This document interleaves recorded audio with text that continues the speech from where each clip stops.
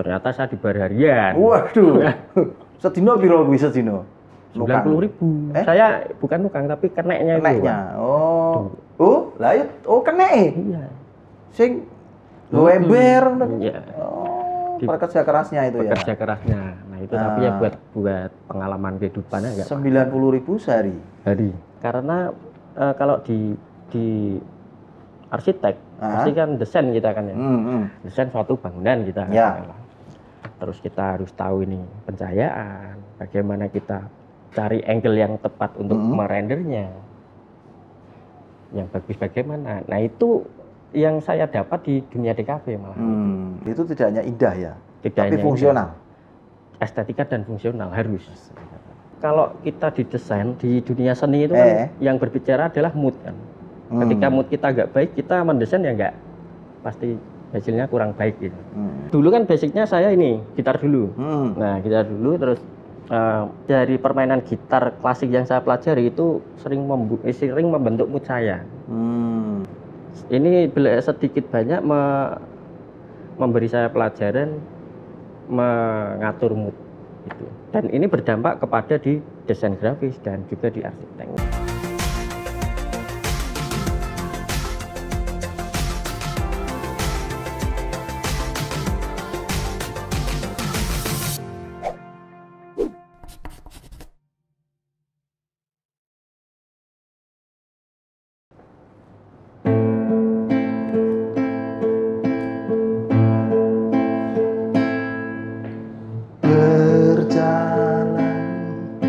Seorang pria muda dengan jaket lusuh di pundaknya,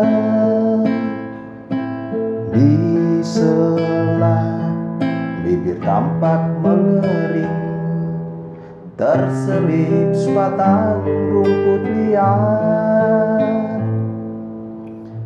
jelas menatap awan berarah. Wajah murung semakin terlihat, dengan langkah kentai tak terarah, keringat bercampur debu jalanan. Engkau sarjana muda, dekat mencari kerja, mengandalkan ijazahmu. 4 tahun lamanya bergelut dengan buku untuk jaminan masa depan. Langkah kakimu terhenti di depan halaman sebuah jawaban.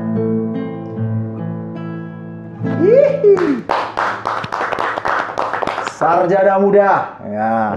Oke, selamat datang Mas Ragil Surahmat. Nah, kali ini Pitakon Channel menghadirkan seorang narasumber.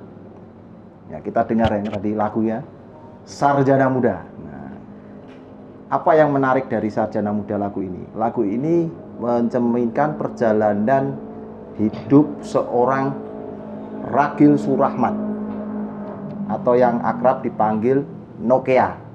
Ya kan? Nah, kenapa Sarjana Muda Iwan Fals itu bisa menceritakan sebuah perjalanan hidup Mas Ragil? Kita akan kulas, kita akan kulik cerita inspirasi dari Mas Ragil ini, atau yang lebih akrab dikenal sebagai Nokia. Selamat datang Mas Ragil. Ya, selamat datang Pak. Bisa dicopot? Oh iya, copot ya Pak ya? Iya, oke. Sudah tuh? Sehat tuh? Alhamdulillah. Oke. Ini lumayan lah, ini sudah jaga jarak ya, kita atur jarak, protokol kesehatan sudah kita terapkan. Mas Ragil. Mas Ragil ini yang menarik, mungkin kita ulas dari namanya dulu, Nokia. Kenapa Nokia? Kok nggak BlackBerry atau smartphone yang lain ya, Oppo atau apa gitu? Kenapa Nokia? Atau berkesan dengan merek Nokia? Oh iya, oke Pak. Ya. Ini mau cerita yang bener atau yang enggak bener nih Pak? Ya oke, toh nek ndelokke style mungkin ra bener sih gitu kan. Karena ya. Dulu tuh gini, kan Ragil itu kan nama Jawa Pak ya? Ya. Mesti anak barep ya toh? Terakhir Pak. Oh terakhir. Ragil ya. Ya. Terakhir. Jadi dulu itu ini Ragil itu kan nama Jawa kan. Waktu itu yang ngasih nama itu malah guru gitar saya. Oh, musisi. Oh. Itu guru gitar saya itu dari Jakarta. Itu kan pengucapannya kan susah, Ragil kan. Oh gitu. Ya. Katanya saya mirip temannya dulu yang waktu kuliah di IKJ, Institut Kesenian Jakarta itu mirip saya gitu. Nah, wah, aku kok panggil kamu susah ini namanya. Kamu tak panggil Nokia aja ya. Nokia. Seperti teman saya. Oh, bukan Nokia ya, tapi Nokia. Ya. Oh, Nokia. Itu ceritanya. Terus akhirnya itu menjadi nama panggilannya Mas Ragil. Ya. Sama teman-teman ya. Ya, pergaulan ya, Nokia. Pergaulan gitu.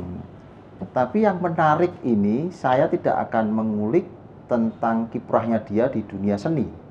Seni musik. Ya. Tapi saya ingin mengulik kisah inspiratifnya Mas Nokia ini. Saya nyebut Nokia aja ya. Nokia aja biar Mas Nokia ini dari dunia seni kreatif. Ya. Mas Nokia ini apa Mas? Bidangmu apa Mas? Saya kalau untuk saat ini desain interior ya. Desain ya arsitektur Pak. Desain arsitektur ya. Dan interior ya. Dan interior. Nah, di dalamnya ada interior. Nah, ini gimana Mas? Saya tahunya panjenengan itu kan anak di kafe. Ya. Bisa terjun ke dunia apa ya? Konstruksi ya, bangunan ya. Bangunan. Ono nggak korelasinya di situ? Kenapa kok bisa seperti itu? Atau mungkin panjenengan bisa ceritakan awal mulanya Anda itu gejegur dan sukses. Iki gejegur sukses ya. Jadi gejegur tapi sukses. Nah, mungkin bisa ceritakan Mas. Santai. Ceritanya awal mulanya gini Pak. Jadi dulu saya memang kuliahnya awalnya di DKV.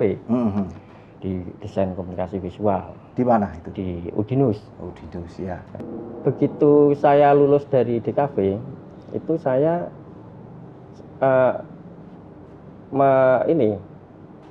melamar pekerjaan kemana-mana gitu kan Pak ya. Oh, sesuai dengan lagu ini tadi. Ya. Sarjana muda.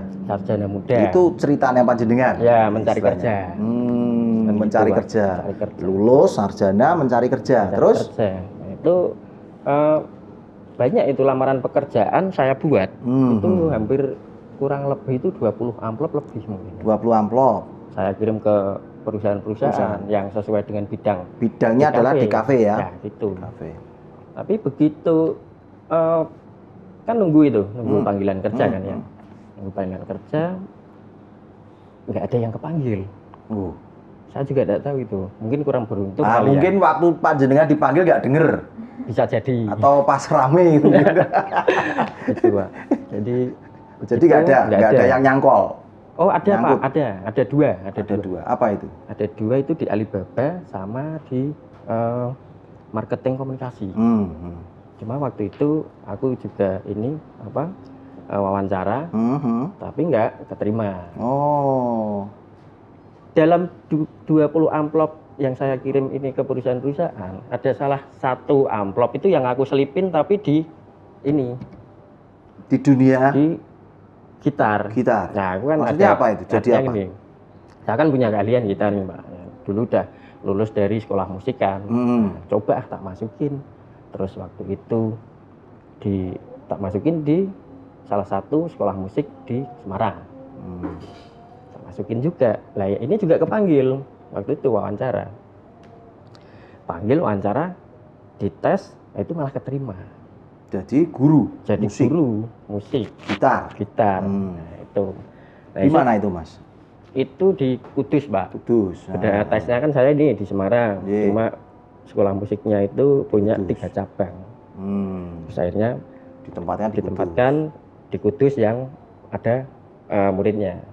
Gitu. Di Semarang kan udah penuh, mulai dari nol lagi kalau ada guru lain kan. Berapa tahun itu? Itu enggak lama Pak, enggak lama. Itu sekitar hitungan bulan. Kalau enggak salah 3-4 bulan, saya lupa. Ngajar di Kudus itu 3, kalau enggak 3-4 bulan. Itu pertama kali ngajar itu muridnya banyak. Muridnya lumayan banyak. Muridnya lumayan banyak, ngajar sampai siang hingga malam, siang hingga malam. Terus itu waktu itu murid-murid pada datang, terus udah beberapa waktu gitu, udah beberapa bulan ke depan murid-murid itu datang lagi, terus bilangnya, Pak, ini les terakhir Pak ya. Loh, nah kenapa? Ini Pak, sekolahnya sampai sore-sore, nggak ada waktu untuk les. Capek Pak. Pada mengundurkan diri. Pada mengundurkan diri Pak. Terus merandi murid, kentean murid. Wah, kentean murid ini berat ya. Bagaimana ini? Muridku itu tinggal 2 Pak. Tinggal 2 murid. Itu saya masih tetap saya ajar. Itu sesuai di komitmen perjanjian kerja. Ya. Itu. Tapi ya mau bagaimana lagi, tapi kan nggak cukup kan Pak. Makan nggak cukup, ini nggak cukup. Akhirnya saya mengajukan resign, pengunduran diri. Terus nganggur. Wah, gitu ini cocoknya nganggur dong. Waduh. Seko awal nih lulus nganggur, entuk angin segar dari guru musik ini. Tidak ada 1 tahun. Apanya? Ya, Pak? Jadi guru musik? Enggak ada. Enggak ada. Nganggur lagi? Nganggur lagi, Pak. Berapa tahun nganggur lagi? Nganggur lagi itu sekitar setengah tahun. Terus opo iki lontang lantung itu? Ya enggak lontang lantung, Pak. Ya karena ini memanfaatkan keahlian yang kita sudah pelajari di bangku kuliah dulu. Ya di desain, kalau di DKV kan desain grafis kan. Nah, kalau ada orang mau ini buatin poster, buatin logo, buatin apa. Artinya kamu masih optimis bahwa bidangmu di dunia desain itu masih mempunyai peluang yang besar? Iya, ya ada kan? celah di situ kan, gitu. Pikirnya gitu. Iya, tapi meskipun kan berkali-kali daftar tidak diterima ya? Tidak diterima. Iya. Gitu. Terus gimana? Terus buka agensi atau? Ya freelance lah di rumah gitu. Freelance di rumah di bidang desain juga. Tapi ya mungkin ini pengalaman untuk bagi semua orang desain mungkin udah pernah ngalami mungkin ya. Kalau kita buat desain itu sering dibayar Pak. Tapi bayarnya itu bayar matur nuwun. Thank you ya. Thank you. Ya. Gitu. Ya itu sering itu ya. Sering. Terus gimana? Nah itu saya ini gimana ini kan cara untuk menghidupi kehidupan kan. Bagaimana ini? Akhirnya ketemu itu Pak saya. Ada celah ketemu saudara. Saudara itu dia kuliah di arsitek.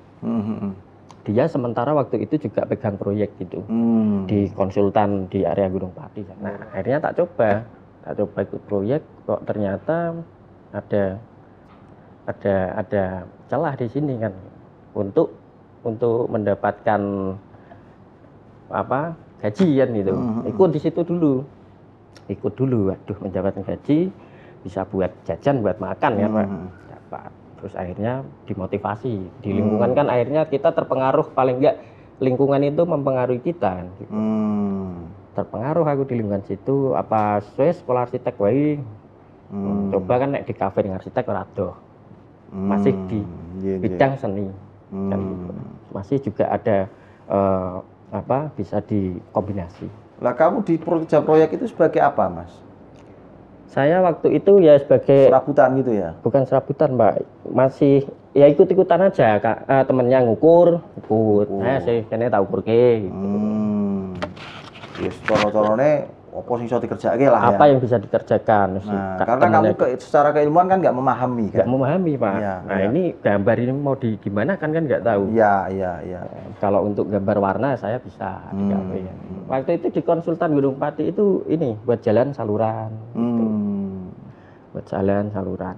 Terus akhirnya Mas coba disikat kan dirumus kok di KP. Mesti iso lah. Ya kalau gambar saya bisa, nyekat bisa. Cuma nanti ini fungsinya buat apa saya nggak tahu. Ya, nggak tahu. Ya cuma nyekat aja bisa. Nah ini tak belajar juga apa ya kan.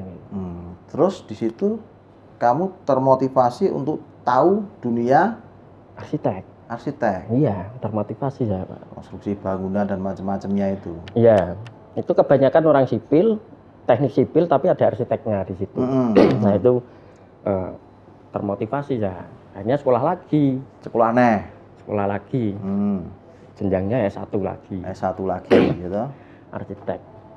Saya pikir karena aku ngambil ini karena nggak jauh sama DKW gitu. Masih ada apa hubungannya gitu. Saya sekolah di arsitek ini itu agak pertama ya menemui kendala. Menemui kendala-kendala juga. Kendalanya apa Mas? Kendalanya juga wah ini pertama juga cari proyek ya sendiri juga susah. Mau ikut orang juga masih bayarnya nggak sepiro. Iya. Bayarnya nggak seberapa. Aduh gimana ini. Akhirnya kan kalau ambil di kelas karyawan itu berbagai macam kalangan di situ, Pak. Artinya dari usia muda, yang tua ada, yang sudah punya CV ada, yang sudah bekerja ada, yang arsitek sudah lumayan ada. Nah itu saya termotivasi di situ. Terus saya kuliah. Biayanya sambil kerja itu? Sambil kerja. Oh, yang tadi yang serabutan nanti ukur ya opo, ya ngelepoh barang ya? Ya, ini ngaduk itu Pak kalau ngaduk bahasa barang, ya? tukangnya. Oh iya? Oh iya itu. Ngaduk barang macul ya? Iya, saya serabutan waktu itu. Oh, berarti nukang no ya? Nukang buat taman lah. Buat taman itu kan saya juga sama temen. Nah, cuman waktu itu saya kira diborong bareng gitu. Ternyata saya dibayar harian. Waduh. Sedino piro kuwi sedino? 90.000. Saya bukan nukang tapi keneknya itu. Keneknya. Kenek. Iya. Sing ember. Iya. Pekerja kerasnya itu ya. Pekerja kerasnya. Nah, itu tapi ya buat pengalaman kehidupannya enggak. 90.000 sehari. Hari. Itu sempat menjadi sebuah perenungan ya nasib. Iya, wah, piye iki kok ngayal men iki. Sarjana muda Iwan Fals itu kan. Iya kan? Kuliah sudah pikirnya seneng masa depan cerah, ternyata gerah ya. Gerah sumuk itu kan, ngaduk semen dan macam-macam. Bukan berarti pekerjaan itu tidak baik, enggak, tapi kamu optimis bahwa kamu bisa mendapatkan pekerjaan yang jauh lebih baik dengan kemampuan yang kamu miliki itu kan. Kuliah akhirnya. Kuliah sambil biayai mandiri. Iya. Kuliah. Terus arsitek itu berapa tahun kamu? Saya arsitek ini udah jalan hampir 4 tahun nih. 4 tahun ya? Semester akhir. Oh, ini semester akhir? Semester akhir. Tapi yang menarik, meskipun kamu ini belum selesai di arsitek, kamu sudah menerapkan keilmuan arsitek itu di dalam dunia kerja. Dan sekarang ini Mas Nokea ini sudah mandiri ya? Mandiri, alhamdulillah. Cari proyek-proyek untuk desain interior dan desain bangunan ya. Desain bangunan. Iya. Mandiri. Nah, ini kok panjenengan berarti kuliah itu tidak hanya untuk mencari titel aja ya. Mungkin bisa ceritakan itu. Teman-teman ini mungkin kadang kan kuliah hanya untuk mencari titel itu.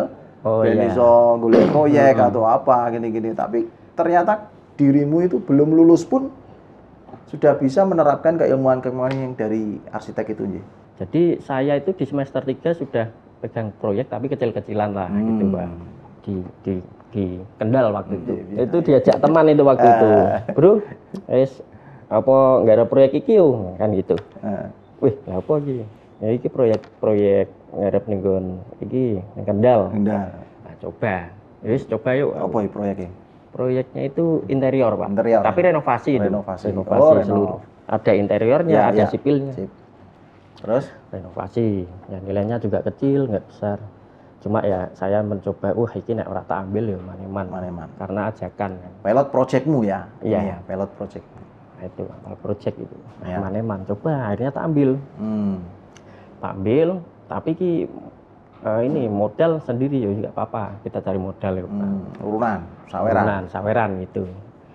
Nah, itu awal mula proyek saya itu di situ. Dan di situ kamu bisa belajar ya bagaimana menangani sebuah proyek ya? Iya, belajar langsung terjun di lapangan. Ya. Bagaimana mengelola pekerjaan, bagaimana mengelola tukang, pekerja gitu. Nah, kan lebih susah itu mengelola ini yang tenaga ahli karena kan hati kan. Ya. Kita harus hati-hati. Iya, idealismenya kita berbicara ya harus hati-hati. Ya, jangan sampai dia mempunyai kecerdasan ya dalam dia berpikir itu. Ya intinya idealismenya menghormatilah, saling menghormati, nggak ada apa-apa. Nah, ini yang menarik teman-teman sobat Pitakon, Mas Nokea ini ternyata menggabungkan keilmuannya di DKV dengan keilmuannya di arsitektur. Iya. Ya. Seberapa menarik sih Mas menggabungkan dua keilmuan DKV ini dengan arsitektur? Apakah ini juga berdampak yang cukup fantastis untuk hasil karya-karya panjenengan di dunia konstruksi ataupun desain interior? Oh iya. Tentunya kan pasti memperkaya karya-karya panjenengan kan? Iya, jelas itu Pak. Jelas itu. Karena kalau di arsitek pasti kan desain kita kan ya. Desain suatu bangunan kita kan. Terus kita harus tahu ini pencahayaan, bagaimana kita cari angle yang tepat untuk merendernya, yang bagus bagaimana. Nah itu yang saya dapat di dunia DKV malah. Kita ambil arah matahari dari mana, kan gitu. Kalau di DKV kan dulu juga begitu, diajarin. Cari lighting yang dari mana, front light atau satellite gitu Pak. Terus angle kan ada pandangan apa itu, mata burung, ada pandangan apa. Itu sama. Wah, ini menarik ini. Saya terapkan di sini kan. Hasil-hasilnya pasti juga lebih karena kita mempelajari dua keilmuan. Yang sudah terapkan malah ini di interior, Pak. Di interior. Apa contohnya? Saya buat living room itu waktu pekerjaan di Bandung itu. Kita buat sesuai keinginan klien dulu waktu itu, ya kan? Karena sesuai kebutuhan ruang. Kamu konsultasi dulu ya. Konsultasi dulu, ngobrol apa yang diinginkan klien, kita tampung, kita terapkan di desain. Gitu. Ya alhamdulillah waktu itu disetujui sama klien. Gitu. Oh ya saya cocok sama ini desainnya Mas, coba langsung dikerjakan saja. Gitu. Kalau di kafe itu kan kita mau desain poster katakanlah ada komposisi kan Pak. Komposisi ini komposisi apa? Ini mau ditaruh di mana, besar kecilnya bagaimana, itu suatu estetika bentuknya gitu. Oh gitu. Nah kita bisa diterapkan di pekerjaan seperti interior. Dan itu tidak hanya indah ya, tapi fungsional. Indah. Estetika dan fungsional harus. Estetikanya dari keilmuan DKV gitu ya? Dari keilmuan DKV. Fungsionalnya dari arsitektur. Jadi teman-teman ini sangat inspiratif sekali. Dia menggabungkan dua keilmuan, dua jurusan ya, DKV sama arsitektur, yang akhirnya dia kombinasi menjadi sebuah pelayanan jasa di desain interior ya. Desain interior. Terus ada nggak kendala-kendala yang kamu hadapi waktu kamu melakukan? Banyak Pak. Apa mungkin? Kalau yaitu salah satunya yang tadi kalau hampir sama kalau di DKV itu kita dapat bayaran matur nuwun. Itu juga matur ada. Thank you. Tapi ya tidak mengecilkan semangat untuk kita harus berkarya, tetap aja harus kita di DKV di arsitek ya berkarya aja. Mas, jenengan itu kan punya 3 kemampuan atau 3 keahlian yang tentunya itu juga akan mempengaruhi karya-karya panjenengan ya di desain grafis. Misalkan tadi ya DKV, arsitektur, Terus yang satunya ada dia musik. Musik klasik. Nah, ada nggak misalkan dari keilmuan musik ini kamu mempengaruhi karya-karya desain grafis, desain interiormu itu kan? Ada. Ada ya? Ada, apa pasti. bentuknya, Mas? Bentuknya begini, karena kalau kita didesain di dunia seni itu kan yang berbicara adalah mood kan. Ketika mood kita nggak baik, kita mendesain ya nggak, pasti hasilnya kurang baik gitu. Dulu kan basicnya saya ini gitar dulu.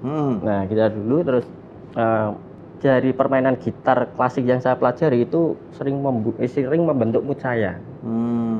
Ini sedikit banyak memberi saya pelajaran mengatur mood gitu. Dan ini berdampak kepada di desain grafis dan juga di arsitek.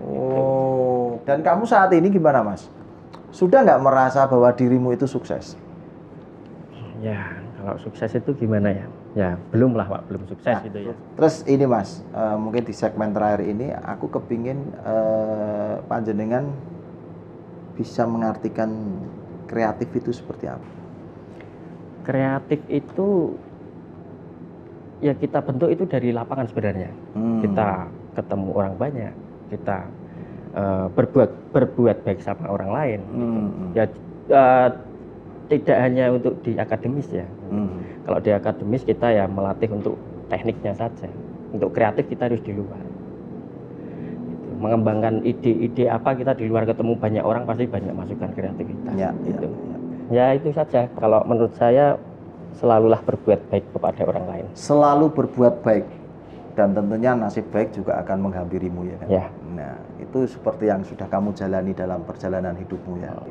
Oke, Sobat Pitakon, begitu interview saya dengan Mas Nokia, sosok muda yang romantis, dan melalui gitar-gitar klasiknya dia selalu melantunkan alunan klasik, musik-musik klasik romantis, tapi ternyata dia tidak mempunyai semangat yang cengeng, pantang menyerah. Oh iya, harus itu. Harus semangat, Oke, harus semangat. Dan selalu simak Pitakon Channel yang selalu menampilkan narasumber-narasumber yang inspiratif dan inovatif. Tetap pada channel Pitakon Channel, inspiratif, inovatif, dan kreatif.